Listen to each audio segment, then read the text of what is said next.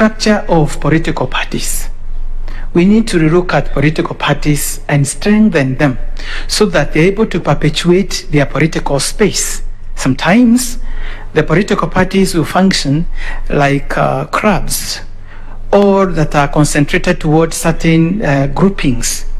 But if you look at the success story of a country like the Americas and Ghana, you would find that over time they have been able to develop their NPP and NGCs in Ghana, or the political parties in the US. This is simply because there was an intentional push from the government to develop political parties in a way to give a difference. You, Dr. Nandi. Thank you, Chair. Thank you so much, Vice Chair. I'll now invite Reverend Father Mutia to ask you a few questions. Asante mwenyekiti. Asante daktari. Good morning. This is News Check, and today being the 14th day of July 2021, IEBC still continues with its interviews, and today is the chance of Dr. Joseph Kang'ethe Ng'ang'a, who is being taken by the IEBC selection panel for the interviews. And of course we will be getting back to the second candidate of the day, but before we do that, we now shift focus to property matters. You do remember that affordable housing is one of the key pillars of the Big Four agenda by the head of state, and looking at the property market for the last couple of months have been affected by the COVID-19 pandemic. And looking at the horizon, we can see that politics, the political drama, have started sounding a bit in small volumes. It's also expected not only to affect the economy, but of course the property market as well. Then we will be looking at that before we go back to the IEBC interviews. And joining me on set right now,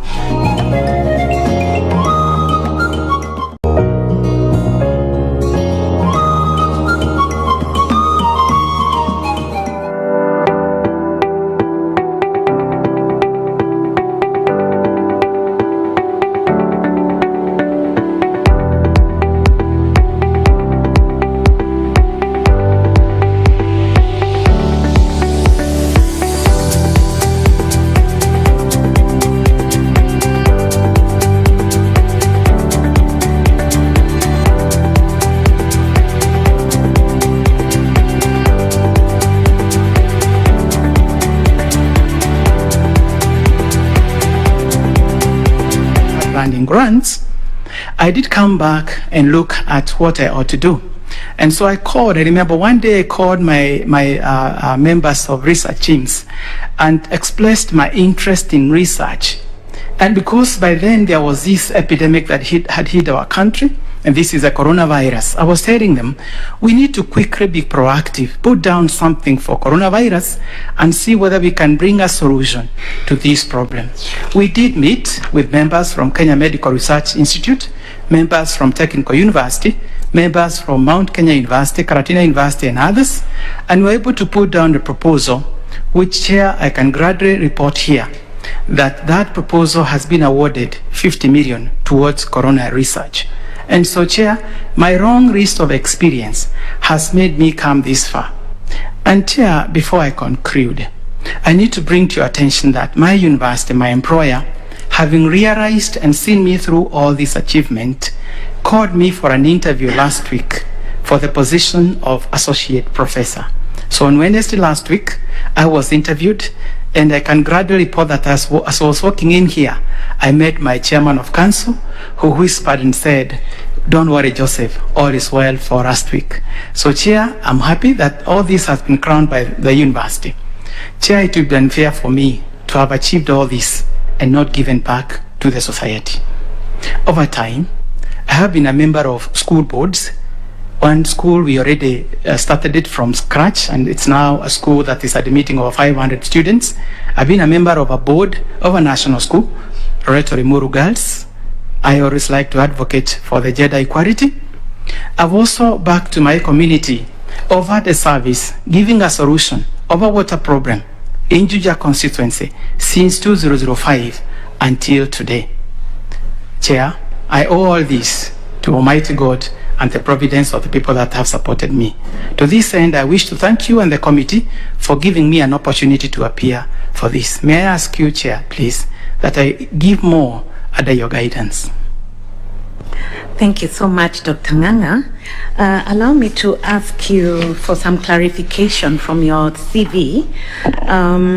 Where you listed your administrative experience, you did mention that indeed you are the CEC for Education, Culture, Gender and Social Services, Kiambu County from December 2017 to 2020.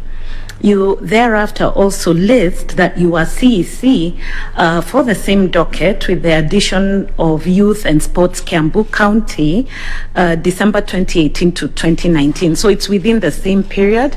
Maybe you can clarify to us why you divided that into two. Madam Chair, it's normally the prerogative of the governor of a county and the CCM to structure the government. And so towards 2018, there was a department that was left vacant after the exit of the then CEC for sports. And therefore, through an additional mandate, which I attached on my documents, you will see that I got an additional mandate to now run two departments. The Department of Education, Gender, Culture and Social Services and the Department of Youth and Sports. And this is why you see me dubbing as a CEC for the two sectors. Thank you so much for that clarification. Are you a registered voter? Yes, Madam, I am. And where did you vote in the last election?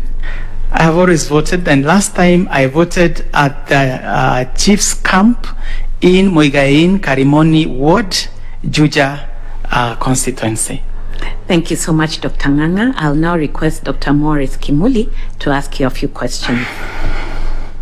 Thank you very much, Madam Chair. Daktari, Yes, I will ask you a few questions. The intention is to design your understanding of the general law that governs electoral matters. I understand you're not a lawyer, so you may not know the specifics. Let us deal with political parties. If you register a political party, it's a vehicle for our elections. What considerations should you have when you are deciding the name? And I'm looking at Section 8 of the Political Parties Act. Thank you. What's in a name for a political party, or what's not in a name for a political party? Briefly, what I know of a political party, it should disengage itself from affiliation to a religious body. And therefore, I wouldn't register a political party with a name that affiliates it to a given faith. I also wouldn't orient it towards a given culture, so that it's not giving that division. I would also not give it a name that divides Kenyans along tribal lines. So I would also give it a name that more or less abbreviates a political philosophy of the party than other elements that may bring in divisive politics. Okay, when you look at Section 8, you cannot have a political party that has a name that is obscene or offensive, a name or abbreviations that mirror an existing political party, or a name that nearly resembles the symbol of another existing political party. Perhaps this is something you need to look at. Now, you know that in Kenya, we have had coalitions before and after elections. And coalitions are also vehicles in our elections. Is that so? Yes, sir. Do you know how coalitions are formed by law? Yeah, if you want to form a coalition, what you would need to do?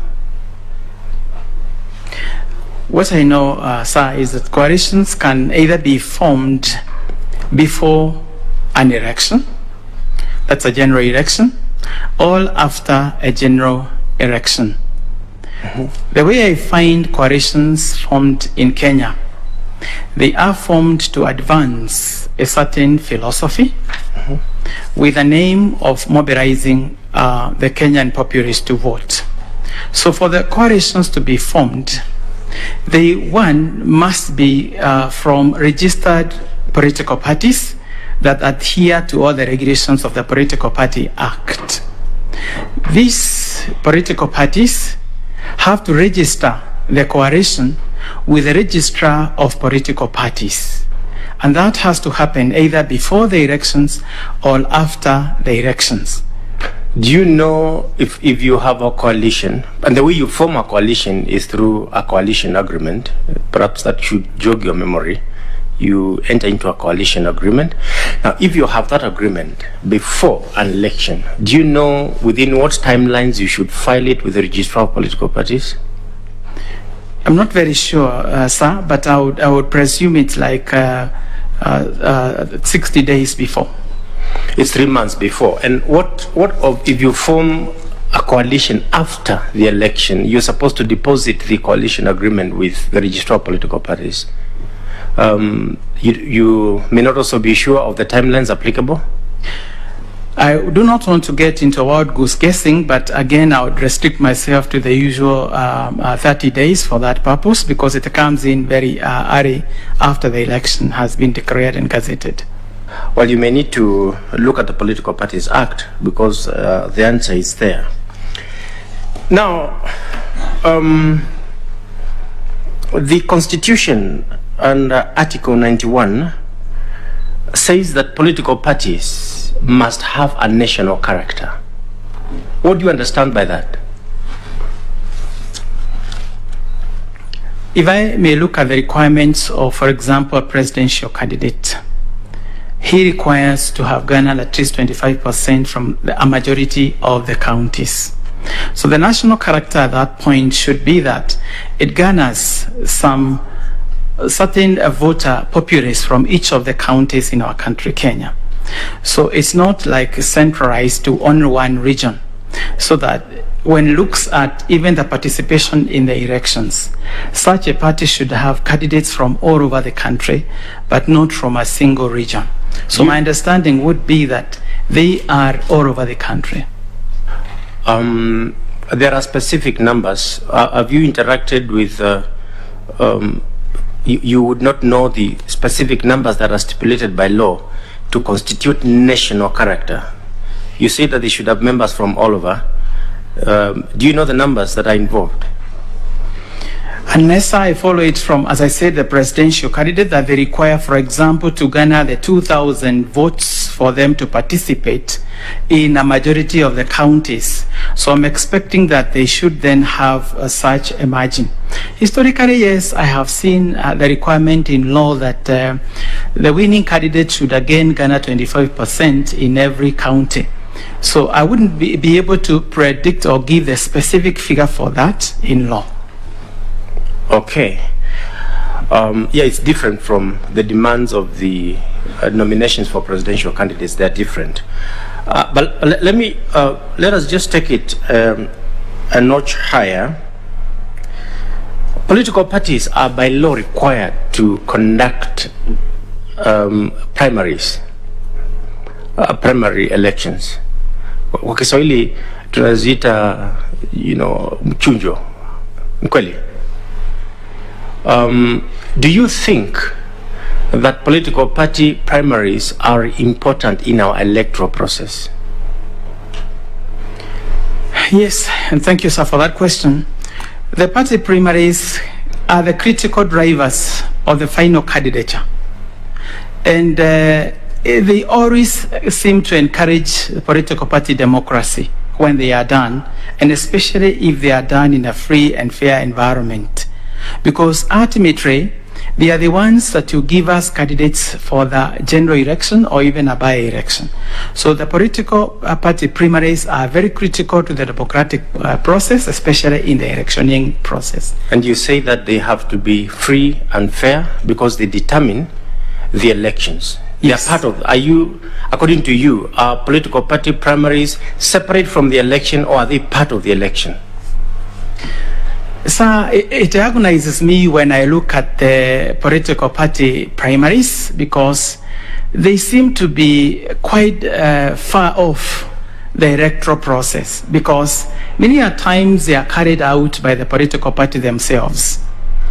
And some of the political parties may not have the structures for such a process. They, yes, are critical to the overall process, but they are carried out far off. But I have seen in the Election Act that IEBC is allowed to conduct those primaries. How I wish that there was negotiation between parties to use IEBC for them to be more credible. What I'm asking, sir, is at the critical level, the law provides for political party nominations as a precursor to the general election. I'm just asking, in your view, regardless of how well or badly they are undertaken by political parties, do you think political party nominations are a critical part of the election cycle? Yes, the answer I gave is yes, it is a very critical element of the electoral cycle because it will give us the candidates for that political party. It is one evidence of parties adhering to political party democracy, their internal democracy. It is a process that in the end, even at times reduces the cost of elections by weeding out some of the contestants in the final election. Thank you very much. Now, perhaps a couple more questions. If I look at Article 88 of the Constitution, and you have the Constitution there, but I'll just tell you what I'm referring to. The law says that commissioners of IEBC are required not to have stood for election in the preceding 5 years. Why do you think the Constitution would bar commissioners of IEBC from having participated as candidates in the preceding election? Sir, I think this is simply because they want the commissioners not to be biased in their decision-making process.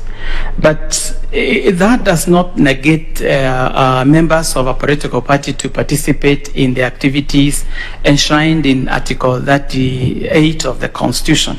But at the level of taking over an office, the members of IEBC should be seen to be non-partisan. But that's not to mean that they should be apolitical, because they also have their rights. What I would suggest to you, the Constitution does not bar you from being political. It says you don't qualify if you stood for election. And your answer is that the reason for that is because you're not supposed to be seen to be biased towards political activity. Is that so? Yes, or seem to have influenced the process of your ascendance to that office. Yes. Yes. And it's true that for you, you stood for nominations in 2017? No, sir, I did not. I did not participate in the nomination in 2017. Okay. That's all right. All the best. Thank you very much. Thank you so much, Mr. Kimuli. I'll now request Dr. F.S. Abdallah to ask you some questions. Good morning, Doc. Good morning, Dr. Hari. Or should I say Professor? When it comes, celebrate it. We'll be in the transition. Right. Thank you.